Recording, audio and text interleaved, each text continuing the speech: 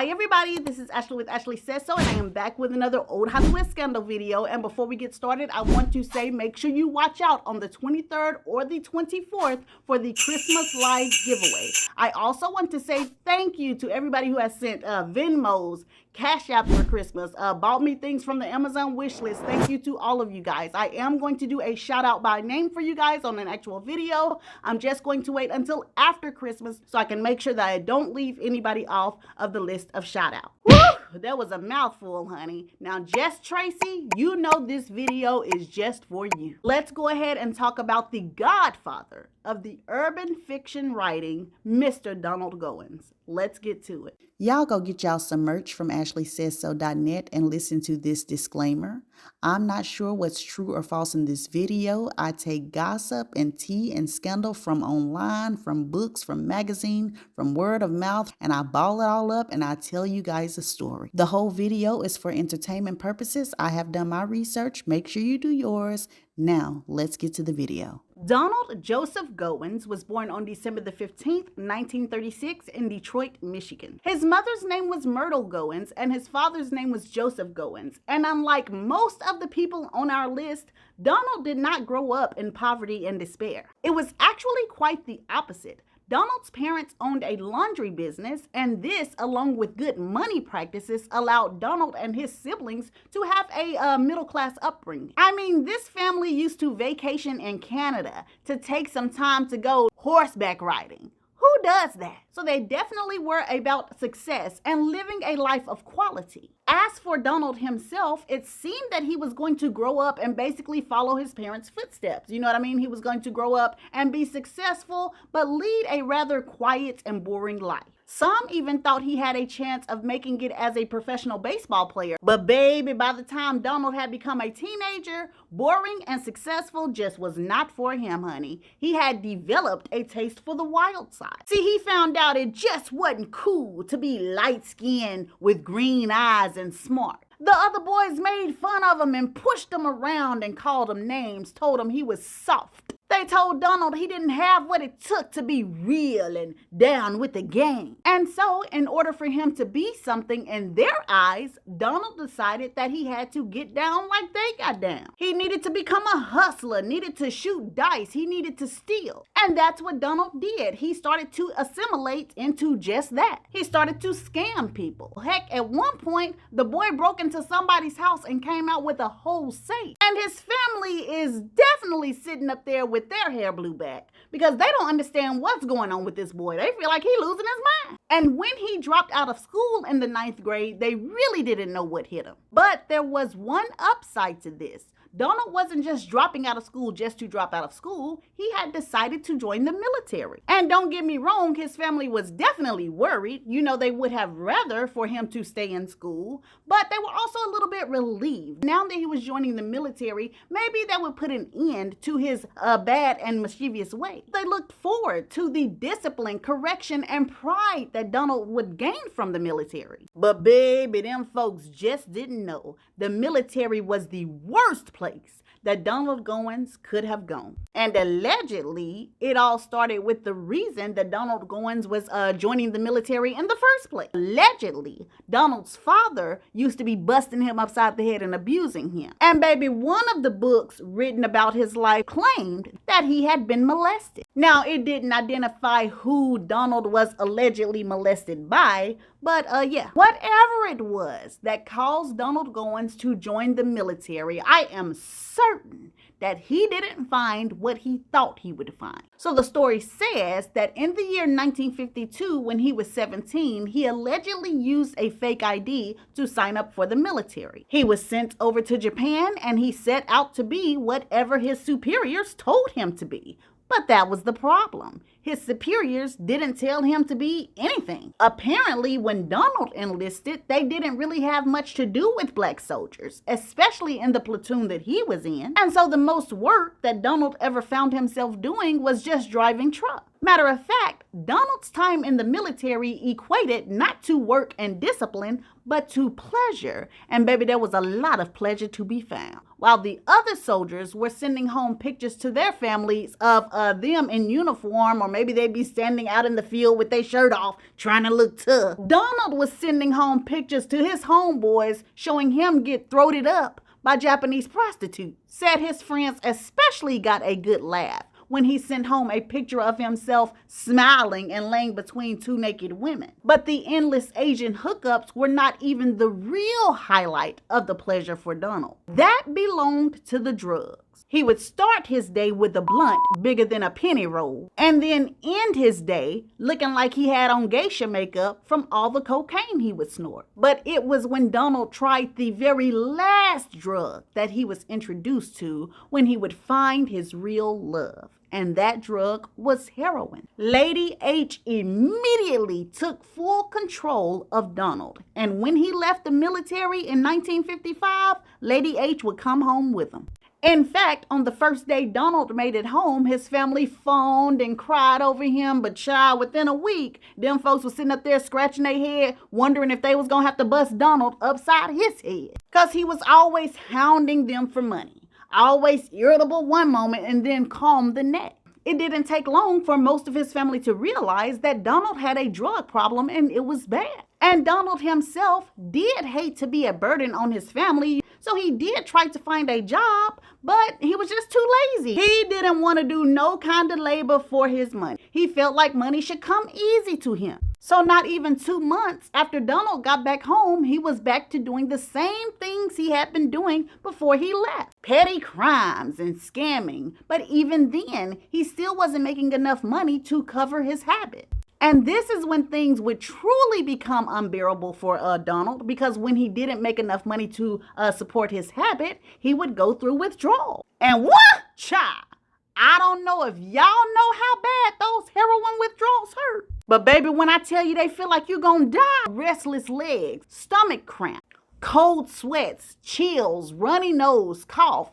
It feels like you have the flu, but 1,000,000 times worse. And for all of y'all wondering, no, I was not on heroin, but I was very much on something very close to it. So to move on with the story, it was actually these withdrawals that kept Donald Goines on heroin. You see, nobody stays on heroin for the high. That stuff is over with after like the 10th time you do it. They stay on heroin to keep themselves from going through that monster. And how I know Donald was not staying on heroin for the high is because he actually tried to get himself off of heroin. One story says he tried to withdraw by having his mother and his sister lock him in his bedroom. And he told them no matter what he did, no matter what he said, do not open the door to let him out of the bedroom. And so they did what he asked. And the first 5 to 6 hours, everything was cool. But baby, by that 7th hour, Donald was calling them bees, calling them hoes, telling them they breath stank and they ought to just let him live his life. Started to kick at the door, trying to break the door off its hinges. But guess what? His mama and his sister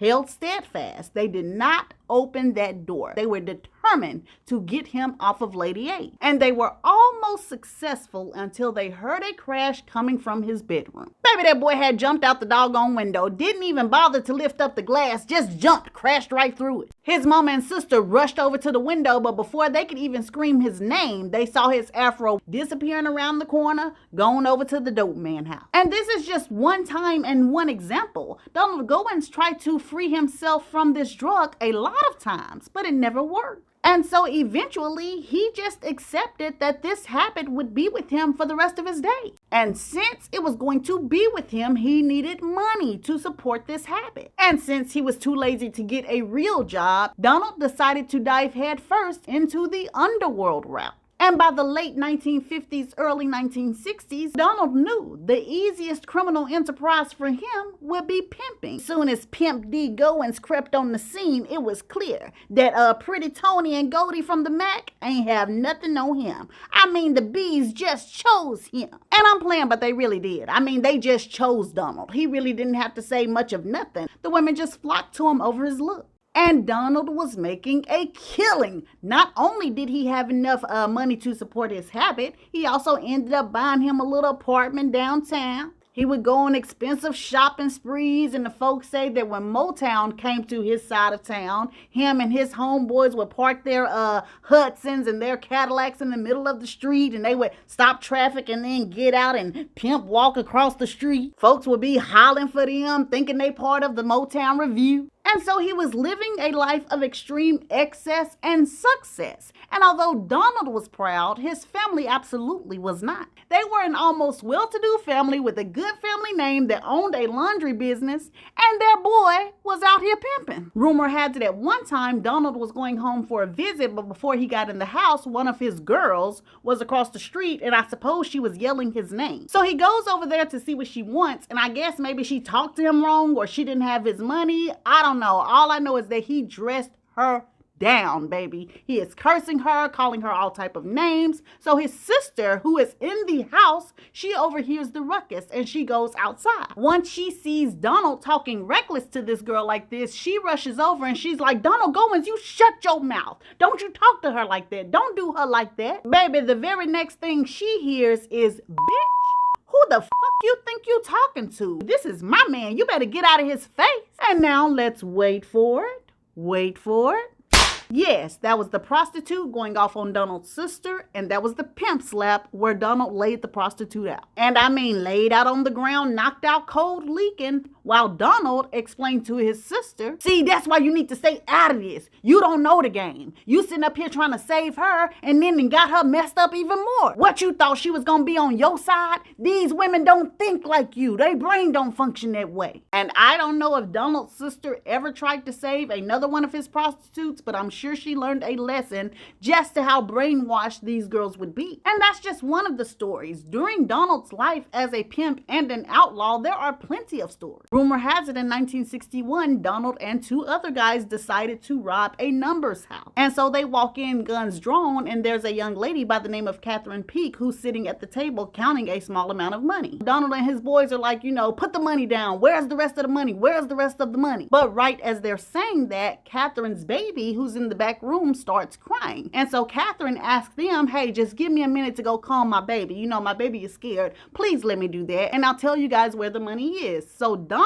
is like, go take care of your baby. So Catherine goes to take care of her baby, but she also picks up the phone and calls 911. And if I'm not mistaken, this was the very first time Donald Goines got into real trouble with the law. And they were trying to give him several years for this. But I think because it was his first time, he ended up only serving 1 month. And I'm not really sure if some big mega pimp came into town while Donald was locked up or something like that, but allegedly after this small stint in jail, I think some of his best girls ended up leaving his flock, which put a serious dent in his income. And this sure enough had Donald making some very, very stupid decisions, because soon after this, he decided to commit armed robbery again. But this time he felt like he was going to rob a place that was going to be easy, and it was the bingo hall. And so Donald walks into the bingo hall. Everybody put your hands up. Put your hands up. I need all the money on the table.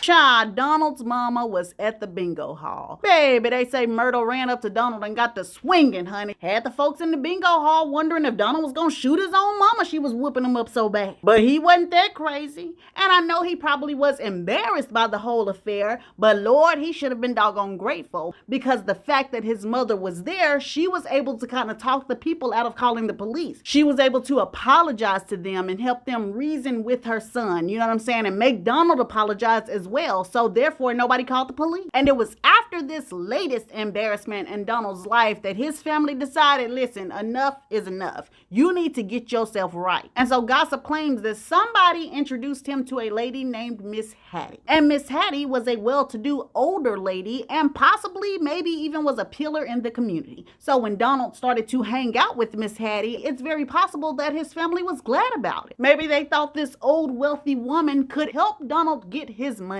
the legal way. And Donald becomes very cool with Miss Hattie. He visits her on the daily. They have great conversations. And then one day, Miss Hattie tells Donald, Come on to the back, son. I want to show you something. Child, Donald just knew he was finna see some hairy goodness. But child, wouldn't you know, Miss Hattie done showed this boy an illegal distillery that she got set up in the back of her house? Donald probably got to rubbing his hands together like Birdman, because Miss Hattie was about to show him something that would be one of his biggest paying schemes yet. He got a few friends together, and along with the help they got from Miss Hattie, they were making his own illegal hooch. But somebody ended up getting sloppy, and within a year or two, Donald's distillery was raided. And so Donald was convicted and sent to prison again, and this time it definitely wasn't no 1 month. And while Donald was super down and sad and super scared about being sent away for a long prison stint, this is what precisely would change the course and direction of his life. Because while Donald was languishing away in prison, he decided to start to read books. And most of the books he read at first were Western books. He never really sat down to read nothing before, so he never knew that you could get lost in a book. Donald would become so enthralled with these stories that he wanted to start writing himself. And so he did. He started to write essays, Western essays. But one day he goes to the library and he notices a book written by a black man. And this wasn't one of those sophisticated books written by a black scholar. There was no picture of a sedity black man with glasses and a bow tie on the back of the book. No, the picture of the black man on this book looked like a pimp. Looked like how Donald used to look when he was out in the street pimping. And turns out the author, Iceberg Slim, was a pimp. And the book that Donald was holding was actually called Pimp. And it was the autobiographical story of Iceberg Slim. So Donald is tripping out. You know what I'm saying? Like, what the heck? A book by a black pimp, and they really got this book printed and stuff, you know? So he's kind of shocked and he's a little amused. And he takes the book, of course, and he starts to read it. And from the very first page, it absolutely transforms Donald Goines' life. Not only did the book draw Donald into its world, the world that it drew him into was his world. These were things that he had seen when he was a pimp, when he was out scamming people. And Donald just could not believe this. He could not believe that those stories, his story, had made it onto a bookshelf. And so as Donald is reading this raw-filled book with curse words and bad behavior, it made him want to write his own novel and tell all of the stories that were inside of his own head. And that is what he did. He stopped all of the essays that he was writing for the Westerns, and he started to write a book. And in no time flat, baby, probably less than a doggone month, he had written his first novel, and it was called Dope Fiend. And even though Donald was a dope fiend, that book was not an autobiographical book. He did write stories of things that he had seen, along with other stories that he imagined. And once his novel was finished, Donald Goines was extremely proud, because if Iceberg Slim's book was raw and real, Donald's book, Dope Fiend, was gritty, sensational, and dirty. I mean, the descriptive details in his book would make Iceberg Slim's book look like a doggone nursery rhyme book. And once Donald sat down and read everything he wrote, he realized that he had many more stories to tell. And while in the middle of writing his second novel, which was called Whoreson, Donald knew that he had found his niche. And so on his release from prison in the year 1970, I believe, possibly even 1971, he started to shop around for a publisher. And the very first one that he went to was the same publisher that Iceberg Slim used, Holloway House. And Donald is just standing by the phone in the mailbox just waiting, honey. Because, baby, listen, he knew if Iceberg Slim's book flew off the shelves, oh, baby, his book Dope Fiend was going to be a bestseller. So he just waiting. And then a week goes by, no answer. And a week and a half passes, no answer. After a full 2 weeks passed, all of the pride in Donald's chest that he had acquired after writing his books deflated like a balloon. And he started thinking, ain't nobody checking for me. But it was right at the 3-week mark that things started to look up for Donald. Holloway House finally sent him the letter that he was looking for. Holloway House ended up offering him a contract, which he did sign. And all of that pride that had seeped away came right back, honey, with a vengeance, because Donald's book sold very well. And he was such a fast writer that he was already completed with the second novel that I told you guys about, Horse Son. Even a couple of months after that, he had already written his third novel. Baby, matter of fact, this man wrote over 5 books within the span of like a year. So Donald was absolutely pleased with his success. Now his family didn't have to hide away at the way he made his money. And as for Donald himself, he couldn't look and act the way he used to. What if he had business meetings to go to? He needed to talk with the best of them. So he started to better himself by working on his diction, working on his dialect. He even thought about going to finishing school, kind of like what Motown did with their artists, sending them to those schools. Donald also thought about signing up for a few of those classes himself. And those flashy pimp suits, oh honey, that would no longer do for him. Now it was professional button-up shirts and slacks and penny loafers. You could probably catch the boy walking around with a penny inside of the loafer. He even set up an appointment with the newspaper office so he could stop by and take pictures that they could print inside of the newspaper so he could market himself. So Donald Goines was very serious about his work, and he was very serious about turning his life around. In fact, no, he could not get Lady H completely off of his back, but he definitely cut down. He also started dating a gorgeous young lady named Shirley, and she was like 10 years younger than him, so I guess she was probably around 24, because I think Donald was around 34. And Shirley and Donald had at least one child together, a daughter named Donna, but they also both had children from previous relationships. Matter of fact, let's drop a little tea here. If I'm not mistaken, I believe Donald possibly had around 5 or 6 kids by different women. And actually, one of them kids was over in Asia. He got one of them girls pregnant over there when he was in the military. And that child has never known its father. So to get back to the story, Donald now has his writing career. He has his woman. They have their children. It's like a perfect little family. And since his writing career is going so well and he's selling all of these books, Donald figures maybe I can parlay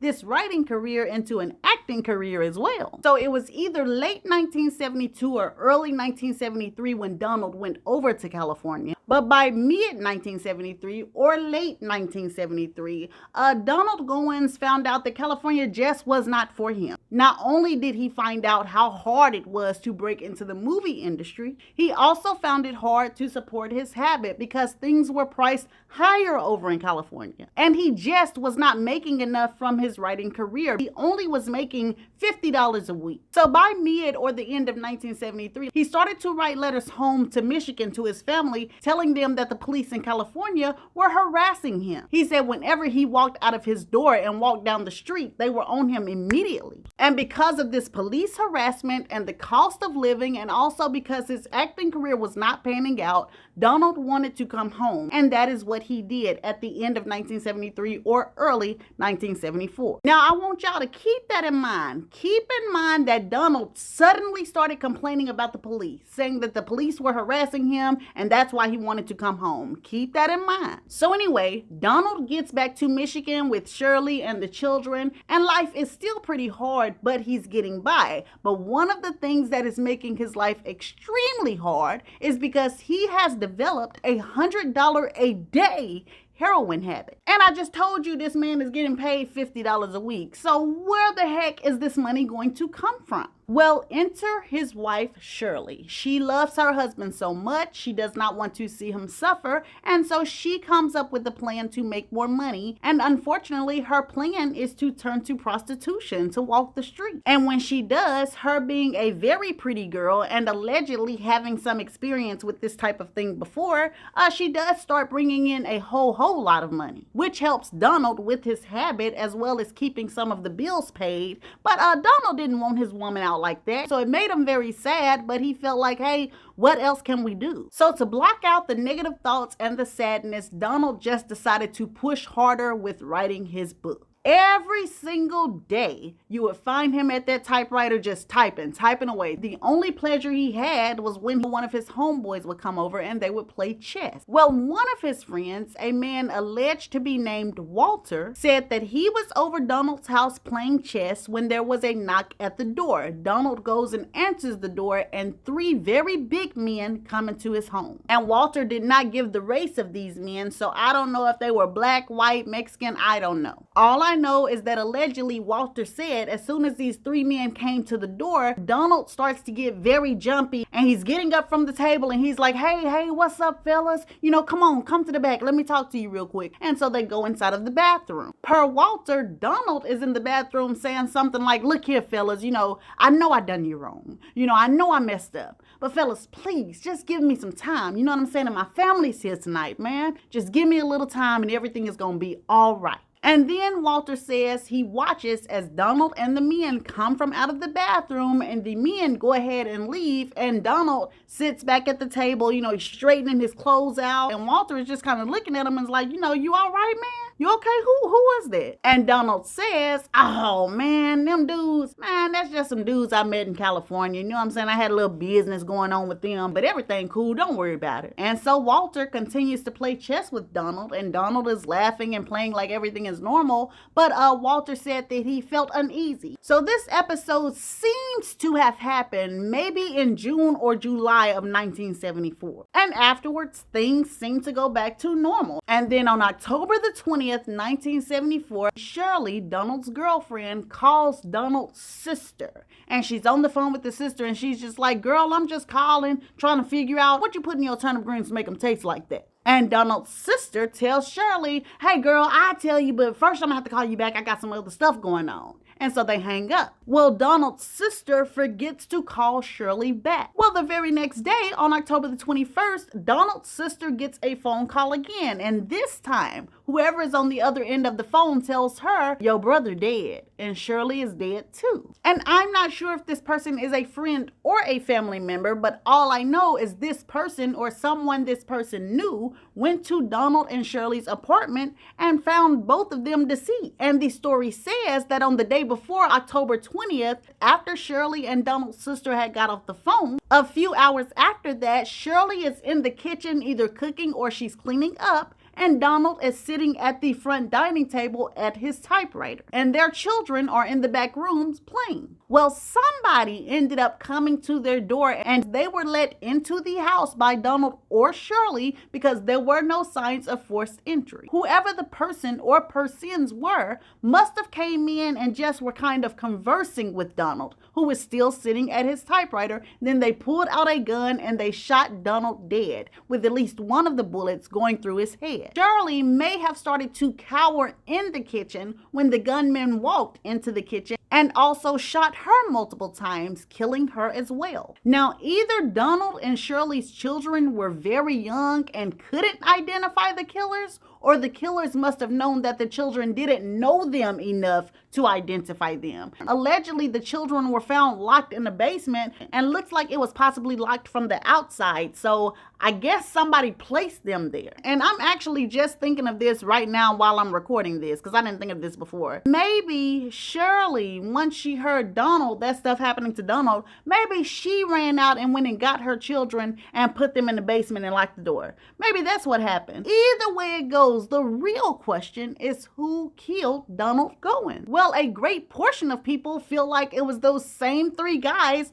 that came to the home when Donald's friend Walter was there. Those same three guys that were from California. And if we go with this theory, a lot of people felt like those three guys came from California to collect a drug debt. And to be honest with you, that's exactly the way I feel. My theory is that when Donald Goines was living in California, he got a whole heap of drugs from some big time dealer and he traded it on his name because he didn't have no money. So I feel like he went to the dealer and he kind of was like, of course I'm good for it. You know what I'm saying? I'm Donald Goines, dude. I'm a popular author. And he probably showed the dealer receipts of him selling all of these books, showed him books with his picture on the back. All of these books you see are my books. So of course I'm good for the money, man. And he gets the drugs from this dealer and he never pays the dealer. And so he starts getting very nervous about living in California. And I'm not saying that he wasn't harassed by cops. I think maybe the fact that he was using that as the main reason that he wanted to leave California, like right now, right at that instant, I feel like maybe it wasn't due to that. I feel like maybe it was due to the fact that he was scared that these guys were going to catch up with him and where he lived in California. And that's why he hustled on back home to Michigan. But whatever debt debt he owed, if any of this theory is true, whatever debt he owed must have been substantial for these guys to track him down to Michigan away from California. But I don't know. Like I said, that's just my theory. And not only do I not know, it seems like nobody knows, because Jess Tracy, for you, I have been working on this story for a long time because I wanted to give you some kind of bombshell. I really did. But I don't know. My investigative skills just weren't enough, because I did try to reach out to people from around that way. I did try to reach out to people who allegedly knew Donald Goines or were close to the Goines family. And it was like nobody could really pin down the one person or the one party that they felt like assassinated Donald. Or if they could, they just didn't want to talk to me or tell me about it. Oh, baby, let me cut in right here, honey, because how about after I finished filming this, one of those people that I reached out to got back to me, and they said they know for almost the absolute fact that the reason Donald Goines was killed was because the books he was writing, although he was saying they were fiction, and he was using fictional names, those were actual stories of people on the streets, like drug dealers, street hustlers, murderers, all that good stuff. He would just change their name. Well, from what this person said, Donald Goines would describe his characters in so much detail that apparently some of those drug dealers on the streets got scared that the police were going to find out like the story was about them. So they said they warned him to stop writing about them, but I guess he just kept on doing it. And so allegedly they are the ones who murdered him. And nobody told on the drug dealers or the hustlers that did him in, because I guess nobody was snitching. And also, apparently, when he first got killed, a lot of people believed it was the cops that killed Donald Goines. But like I said, this person says that it wasn't no cops, that he was killed by hustlers off the street. So, I don't know what's true or what's false. Let's go ahead and finish what I recorded. So I don't know. Like I said, officially, it's still an unsolved mystery, an unsolved murder. But I want to hear from you guys. What do you think happened, or what do you know happened? Go ahead and drop it in the comments. You know what I'm saying? I would like to know. We want to know. The people want to know. As far as his legacy, it absolutely lives on, and it stretches far, honey, because Donald Goines wrote so many books. They are still very much great sellers. Some of them possibly even still bestsellers. Matter of fact, he got a couple of movies based on his novels, with the most famous one being Never Die Alone, which was made into a movie in 2004 with DMX playing the main character. He definitely did accomplish a lot. It's just sad that he couldn't live long enough to see it, and also that he couldn't live longer than 37 years old. Anyway, though, this is the end of the old Hollywood scandalous tale of Mr. Donald Goines. Thank you guys so much for watching. If you guys enjoyed it, please hit the like button. If you're new here, please subscribe. And my subscribers have been growing, baby. So that means that y'all through sitting on the fence being messy and scandalous, and y'all have decided to join the Says So Squad. Anyways, y'all, I love y'all so much. I'll be back with another video soon. Oh, and if I don't see y'all before Christmas, have a merry, merry, merry, and blessed Christmas. I love you guys. Bye.